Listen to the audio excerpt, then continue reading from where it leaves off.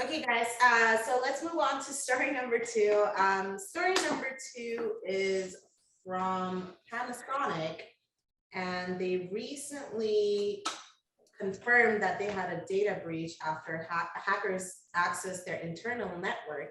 I would like to point out that the breach began on June 22nd and ended on November 3rd. And the first detection of this breach was on November 11th.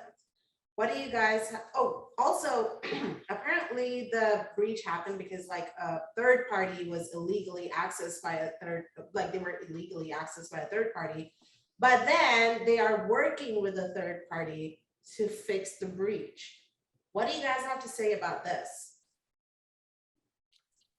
The most shocking thing from this article was that Panasonic was still around. I'm very surprised. Like, what do you think, like, how is it possible that like an attack that happens in June, it takes them so long to detect it and then like confirm an attack? Well, you said it came through a third party, right? So they have to be notified through the third party, right? That the third party had a breach. Well, this just speaks to third-party risk, and Panasonic may not have done anything wrong, but if you enable JavaScript from the outside, or if you allow privilege or access from the outside, then it's a very easy way for hackers to break in without, breaking in directly. They can go through a trusted third party. So we deal with third-party risk all the time. It's not surprising. It's certainly not the first time, not the last time. They didn't name the third party, but I can only assume it's yet another HVAC vendor because that's the preferred way of getting in. Or a fish tank vendor. Yeah, this article's a little.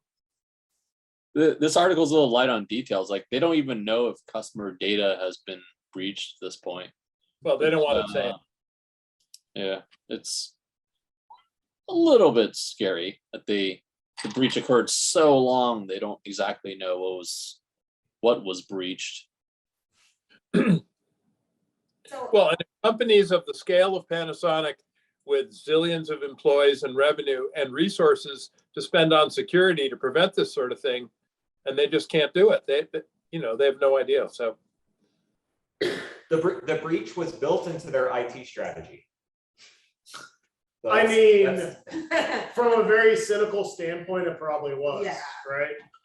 Like that, if we got full access to their books, I guarantee they had a slush fund called if a breach happens, right?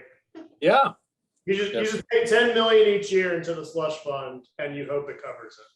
Yep. Was having a discussion on Hacker News this past week. It's easy to. Sorry, Alexa, just to interject. God damn it, Bezos. on our call.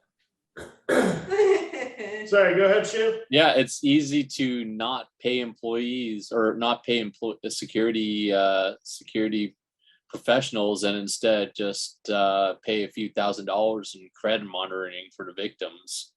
That's where we are right now. There's little consequences for companies. Yep, we've said it before, there needs to be some sort of consumer protection and there needs to be real penalties for exposing all this information. And identity theft for a year does nothing.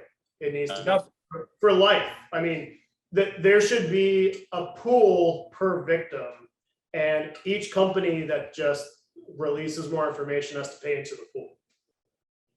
Yeah, I read this happened after a ransomware attack last year in India, something like that. Not even the same country. So I can't help wondering if and or how these breaches are linked.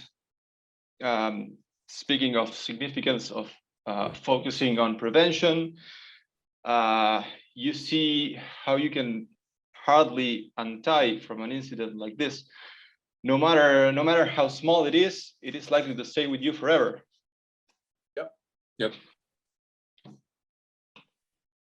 Okay, friends, are you ready for a bourbon break? Yeah, that was a depressing end to. Yeah, thanks, Frank. Before the I bourbon mean, break. I'm sorry, that wasn't as depressing as I can. Jeez, Divya, why'd you pick all the depressing stories? Oh,